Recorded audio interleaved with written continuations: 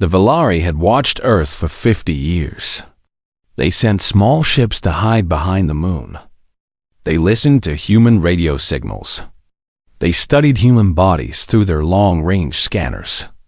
And they came to one simple conclusion. Humans were weak. The Valari were tall creatures with hard shells covering their bodies like armor. They had 4 arms and eyes that could see in the dark. Their claws could cut through metal. For thousands of years, they had traveled across the galaxy and conquered species after species. They took what they wanted. No one could stop them. When they looked at humans, they saw soft pink skin that could be cut easily. They saw slow legs that could not run fast. They saw no claws, no fangs, no poison. The Valari laughed at these strange creatures. Humans were not predators. Humans were prey.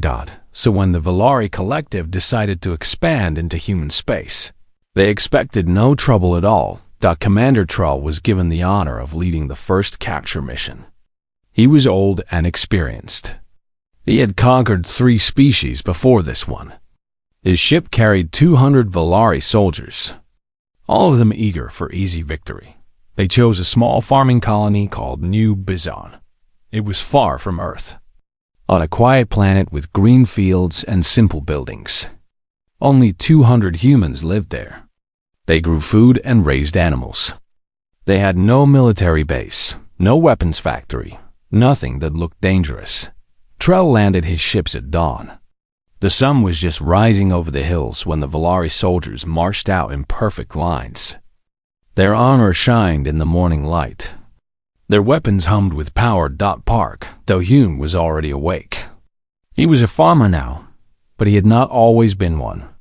10 years ago, he had served in the Earth military as an engineer. He had built weapons and defense systems.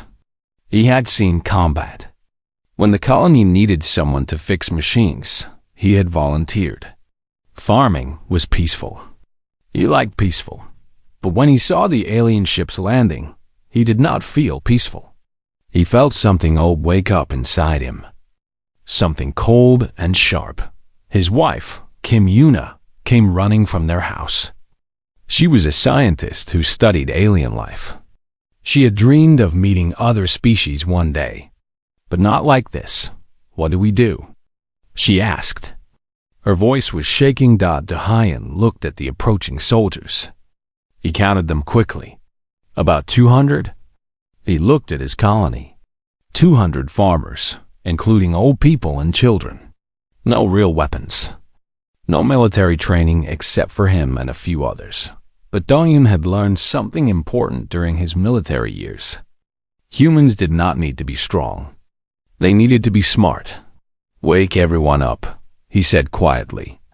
Tell them to meet at the storage barn. And tell them to bring every tool they can find. The Valari soldiers expected the humans to run or hide or surrender. That was what prey species did. That was what always happened. Instead, the streets were empty. Commander Trell was confused. His scanners showed that humans were still alive in the buildings. But no one came out. No one screamed. No one begged. He sent a squad of 20 soldiers to search the first building. They did not come back.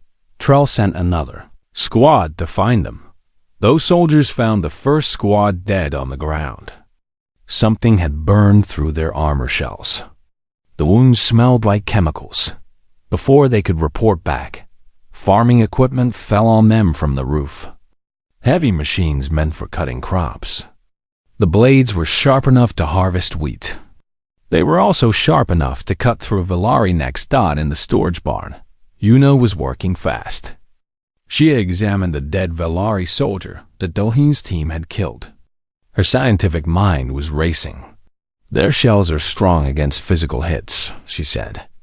But look here, at the joints. The shell is thinner, and they breathe through these small holes on their sides. Dawn nodded. So we target the joints and the breathing holes. Yes, and I found something else. Yuna held up a bottle of liquid fertilizer. This chemical compound will react badly with their shell material. It will burn through it like acid. Within 1 hour, every farmer in New Bizen knew exactly how to kill a Valari. The battle was not long. The Valari expected weak prey that would die quickly. Instead, they found humans who set traps, who attacked from shadows, who used farming chemicals as weapons. Humans who aimed for weak points. Humans who did not run away. Daehin led a team that used plasma cutters meant for clearing rocks. The cutters burned through Valari armor easily.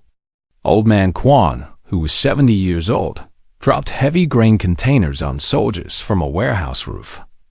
Young Minji, only 19, drove a harvesting machine through a squad of aliens like they were wheat to be collected. Commander Trell watched his soldiers fall one by one. He could not understand what was happening. These were farmers. They had no training. They had no weapons, but they fought like monsters. After 6 hours, 40 Valari soldiers were dead. The rest were injured or surrounded.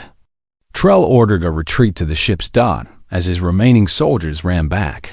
Doan stood in the middle of the colony and watched them go. His clothes were dirty with blood and chemicals.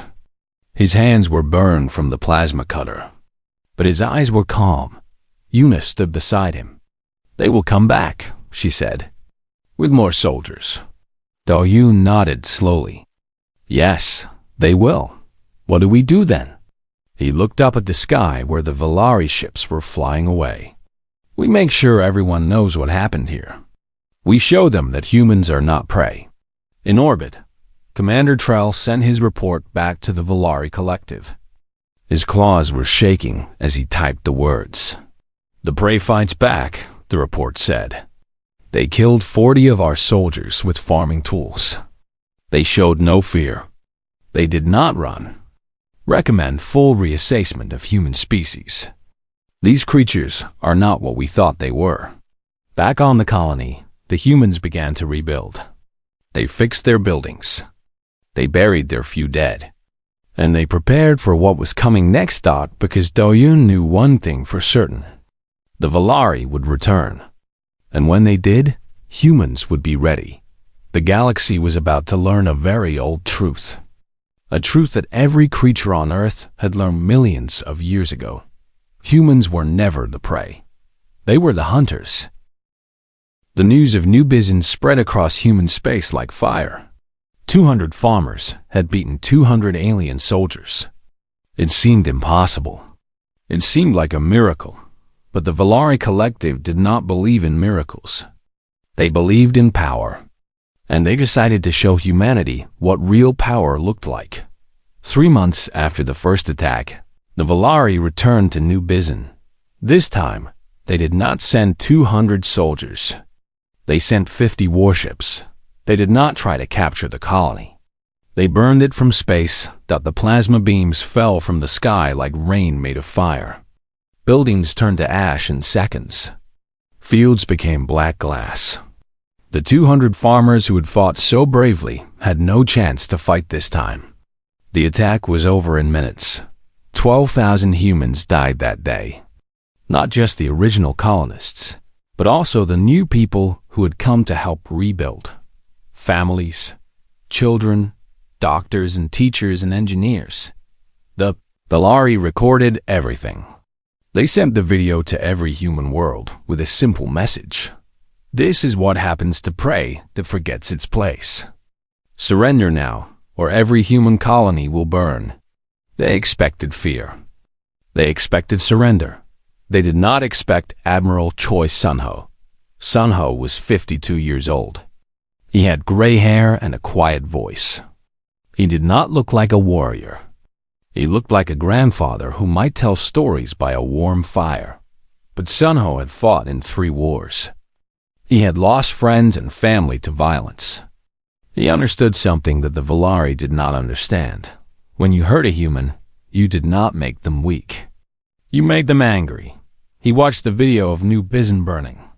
He watched it once, from start to finish. His face showed no emotion. His hands did not shake. Then he called his captains together. Lieutenant Baek Ji-woo was his tactical officer.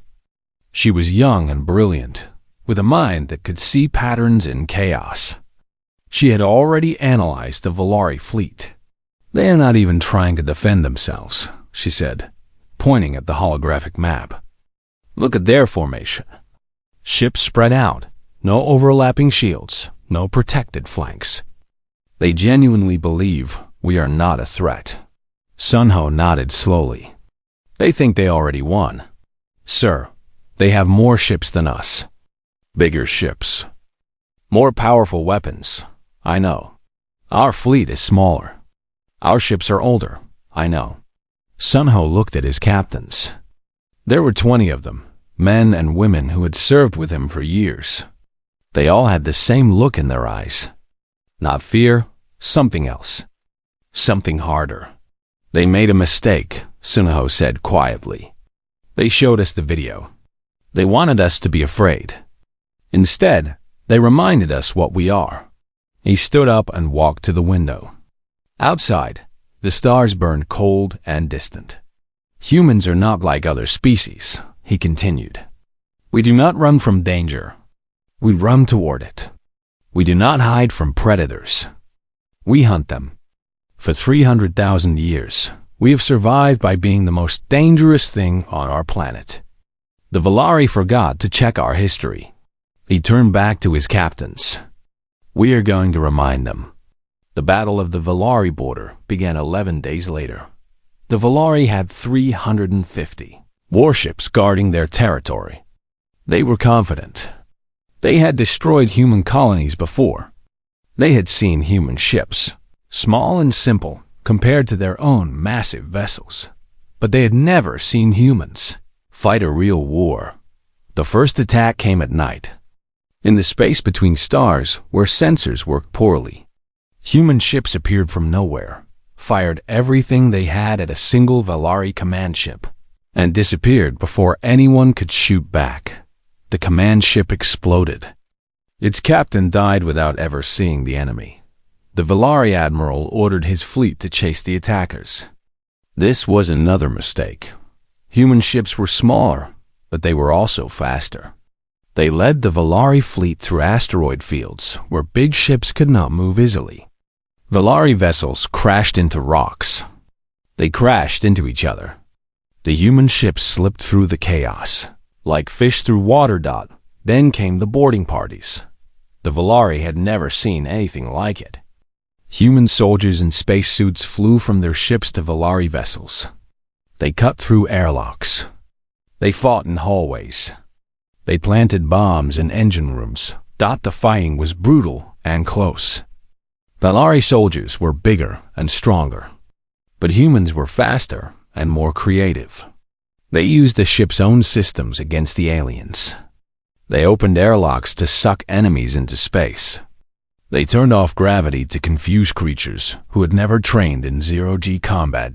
Captain Han Sujin led one boarding team. She was small, barely tall enough to meet military height requirements. But she moved through the alien ship like a ghost. Her team killed the bridge crew and captured the vessel in 40 minutes. When she reported her success, her voice was calm. Ship secured. Moving to next target. The battle lasted 11 days because humans did not stop to rest. They fought in shifts. When one crew was tired, another took over. Fresh eyes, fresh minds, fresh anger. The Valari could not do this. They needed sleep. They needed time to recover. But the humans kept coming.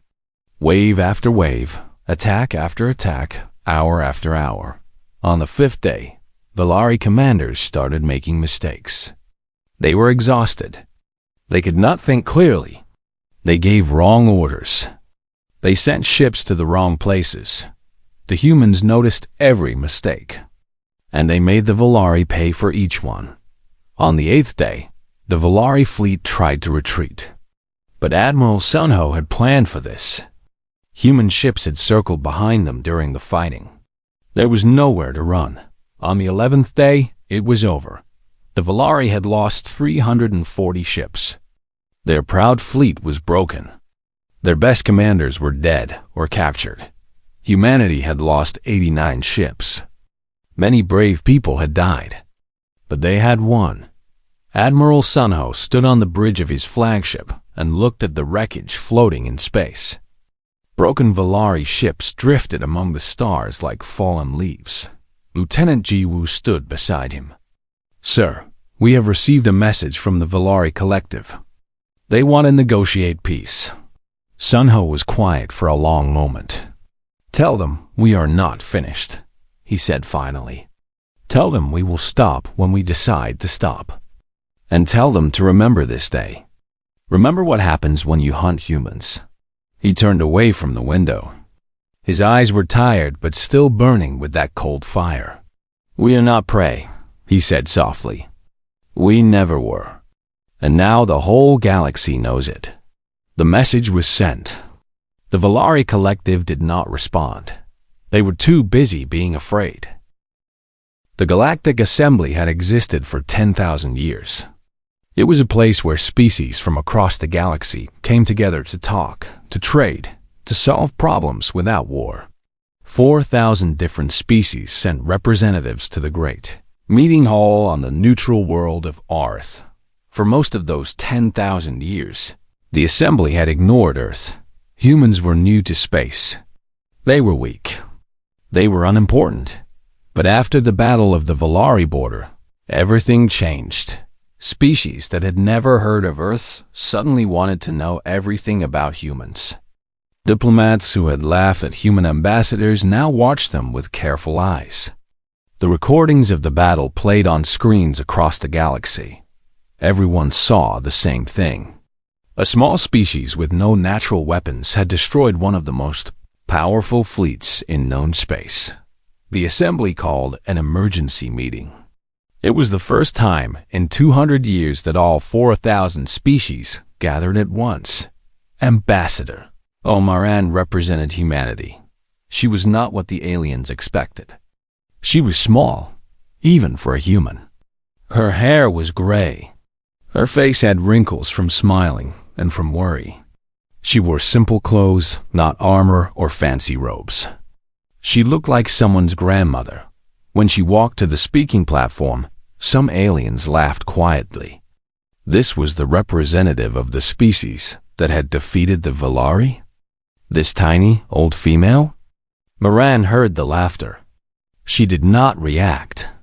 She had been a diplomat for 30 years. She knew how to wait. The great hall fell silent as she reached the platform. Screens floated around her, translating her words into 1,000 languages. "Thank you for this opportunity to speak," she began. Her voice was soft but clear. "I know many of you have questions about recent events. I will try to answer them honestly." A Kethrani delegate spoke first. The Kethrani were massive creatures, 3 meters tall with 8 powerful limbs. They were apex predators on their homeworld, feared throughout the galaxy. "You destroyed 60% of Valari military capability," the Kethrani said. His voice was deep and angry.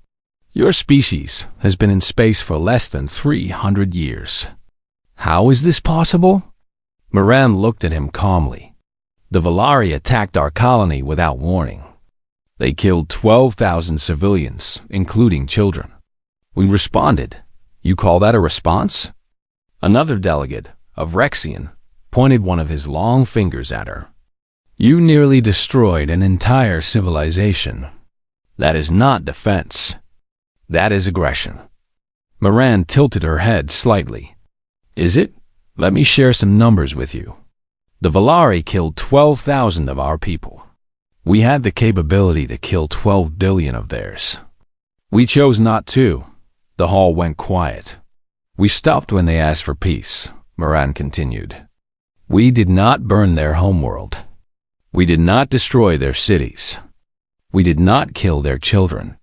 She paused. "We could have. We chose mercy instead." A small delegate from a species called the Fanari raised a trembling hand. The Fanari were tiny, delicate creatures who survived by hiding from larger predators. But how? The Fanari asked. "How did you win? You have no claws, no armor, no venom. Your bodies are soft. You are slow.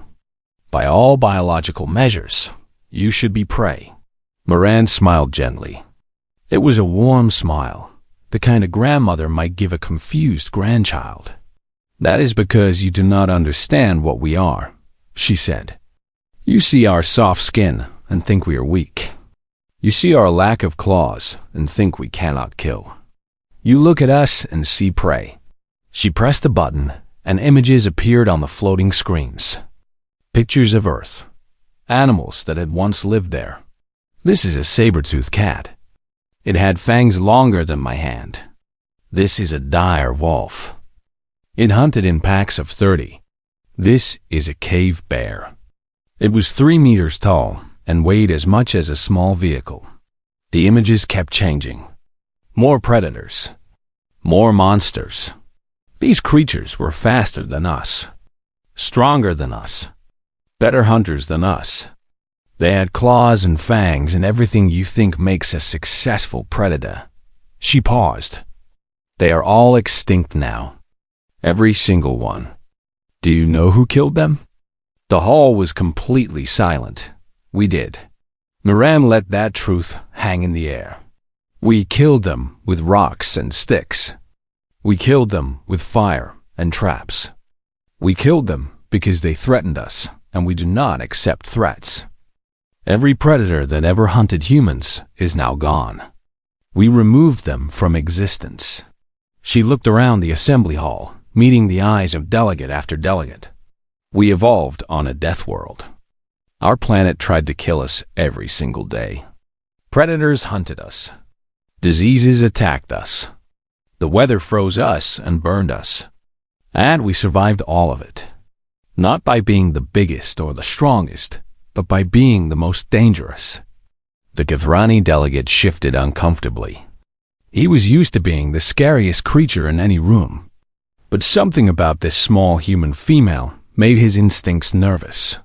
We do not want war, Moran said. We never did. Humans are peaceful by choice, not by nature. We prefer to trade, to talk, to build friendships. We want to be part of this galaxy as partners, not as enemies. She took a step forward and her soft voice became harder. But understand this clearly. If you hunt us, we will hunt you back. If you attack our people, we will find you. If you threaten our children, we will end you. Not because we are cruel, but because that is what we are. That is what 300,000 years of survival made us. She looked directly at the Githrani, the biggest predator in the room. You are apex predators on your world. You have never known what it feels like to be prey. But I promise you this, if you make us your enemy, you will learn. The Githrani looked away first. Moran softened her voice again. We come in peace. We mean that sincerely. We want to be friends to every species here. We will help those who need help. We will protect those who cannot protect themselves. She smiled, and this time it did not reach her eyes. But never forget what we are. Never mistake our kindness for weakness. And never, ever threaten our families. She stepped back from the platform. Thank you for your time. The hall was silent for a long moment. Then, slowly, the Fenari delegate began to clap. Others joined. Soon, half the assembly was applauding. The other half was too frightened to move Dot as Moran walked back to her seat. She passed the Valari delegation. They had sent observers to the meeting, but had not spoken. The lead Valari looked at her with something new in his eyes. Not hatred. Not anger. Fear. Mirn nodded politely to him and kept walking. She had delivered her message. The galaxy had received it. Humans were here. Humans were peaceful, but humans were also the most dangerous thing the galaxy had ever seen. And everyone finally understood that. After the Galactic Assembly, many species wanted to understand humans better. Not to fight them, to study them, to learn why these soft, slow creatures were so terrifying. The Arthan Institute was the most famous scientific academy in the galaxy. For 6,000 years, it had studied life forms from every corner of known space. When they invited a human scientist to lecture, it was the biggest event in the Institute's history. Dr. Kang Hingji was not a warrior. She was a xenopsychologist, which meant she studied how different species thought and felt. She was 45 years old, with kind eyes and a quiet laugh. She looked like someone who had never hurt anyone in her life. The lecture hall was filled with scientists from 40 different species. They had come to learn about human psychology. They expected charts and graphs and calm academic discussion. They did not expect what Yunji showed them. "Thank you all for coming," she said, smiling warmly at the audience. "I know you have many questions about humans. How we think, why we behave the way we do, why we were able to defeat the Volari when all logic said we should lose." She pressed a button, and a video began playing on the large screen behind her dot. It showed humans running, not running from something, just running across deserts, over mountains, through forests, mile after mile after mile. "This is called an ultramarathon," Yunji explained. "Humans do this for recreation, for fun. Some of these races last for days. Participants run hundreds of kilometers without stopping." A Volari scientist in the audience made a confused sound. Why would anyone do this? What are they running from? "Nothing," Yunji said. "They are not running from anything. They are running because they can." She changed the video. Now it showed a group of humans in a hot, dry land. They were following an antelope, walking steadily, never stopping, never rushing. This is called persistence hunting. It is one of the oldest human hunting techniques. Watch carefully. The video continued. The humans did not sprint. They just kept walking. The antelope ran away, fast and graceful, but the humans followed. The antelope stopped to rest. The humans kept coming. The antelope ran again. The humans followed. This continued for hours. The sun moved across the sky. The antelope became slower, more tired. It could not understand why the pursuit never stopped. Finally, the antelope collapsed. Its heart had given out from exhaustion. The humans walked up to it calmly and killed it without a chase. "The antelope was faster than the humans," Yunji said. "It could run at speeds we could never match.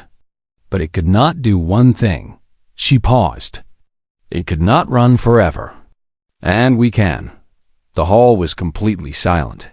"Humans are the only species in this galaxy that evolved persistence hunting," Yunji continued. "Other predators sprint, catch their prey quickly, or give up. Humans do not give up. We follow. We track. We wait. And eventually, our prey falls." A Fenari scientist raised his hand nervously. "But why? How did you develop this ability?" "Because we had to." Yunji showed images of early humans, small and weak compared to the predators around them. We could not outrun the saber-tooth. We could not outfight the cave bear. So we outlasted them. We followed them until they were too tired to fight. Then we killed them. She looked around the hall. "This ability is not just physical. It is psychological. When humans identify a threat, something changes in our minds. We become focused, patient, unstoppable." She pulled up a new set of images. Human faces. Some were smiling. Some were serious. All of them had the same look in their eyes. "We invented a word for this focus," Yunji said. "We call it determination. Once a human decides to do something, they do not stop. They do not get distracted. They do not give up." A Kethrani scientist spoke up. "This sounds like madness. To chase something for days without rest?" "Perhaps it is madness," Yunji agreed. "But it is madness that works. Let me give you an example from your own experience." She turned to the Volari observer, who sat in the back of the room. He had been quiet this whole time, watching with wide eyes. After the attack on New Bizen, your fleet destroyed the colony and killed 12,000 people. You thought that would end the conflict. You thought humans would be afraid. The Valari did not respond. Instead, Admiral Sunho chased your fleet for 11 days without stopping. Human crews rotated in shifts, keeping constant pressure on your forces. Your commanders became exhausted. They made mistakes. And the humans noticed every single mistake. She stepped closer to the Valari. That is persistence hunting. Your fleet was the antelope. You ran faster, you were stronger, you had better weapons. But you could not run forever. And the humans never stopped chasing. The Valari's claws were shaking. Here is what you need to understand about humans, Unji said, addressing the whole room now. We are not the fastest. We are not the strongest. We are not the biggest. But we are the most stubborn creatures in the galaxy. She showed one final video. A human climbing a mountain, falling, getting up, climbing again, falling again, getting up again, over and over. When a human fails, they try again. When they fall, they get up. When they lose, they learn. And they keep going until they win.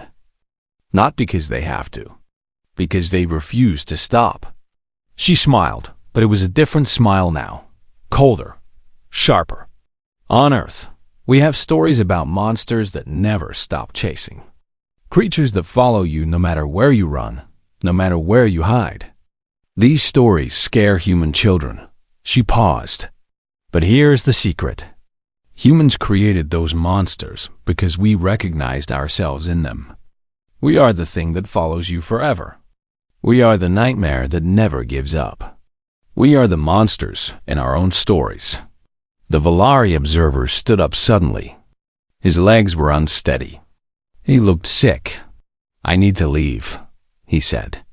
His voice was barely a whisper. Yunji nodded politely. Of course. Thank you for attending. He walked out quickly, almost running.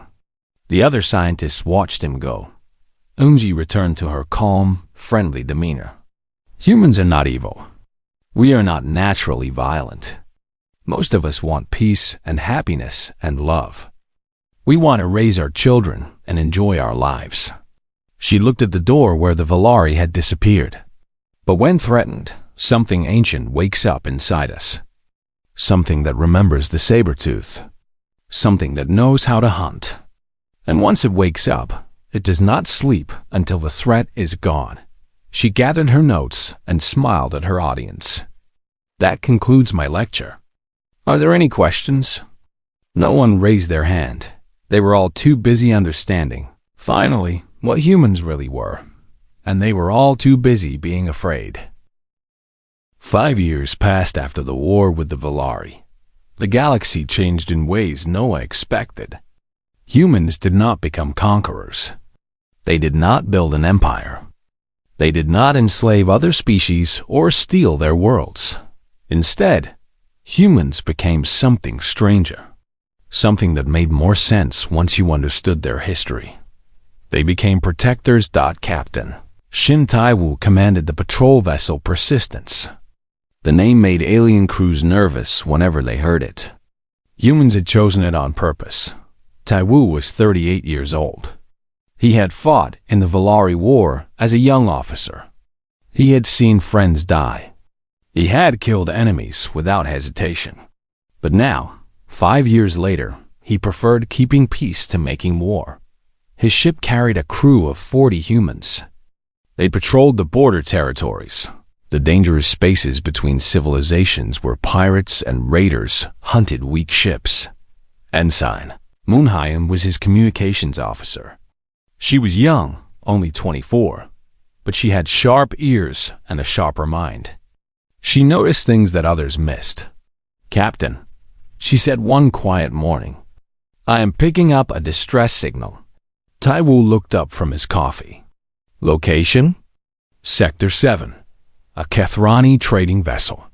They say they are being chased by raiders. The Kethrani were the massive eight-limbed predators who had questioned humans at the Galactic Assembly. Since then, they had become unexpected friends to humanity. They respected strength, and humans had proven their strength. "How many raiders?" Tai Wu asked. Hyung checked her sensors. 12 ships.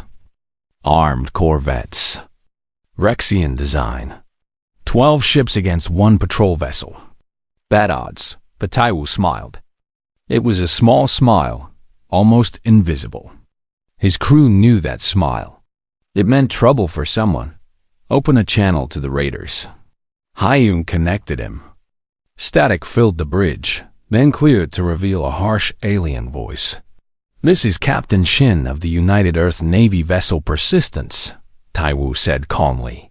"You are attacking a ship under human protection. Break off your pursuit immediately."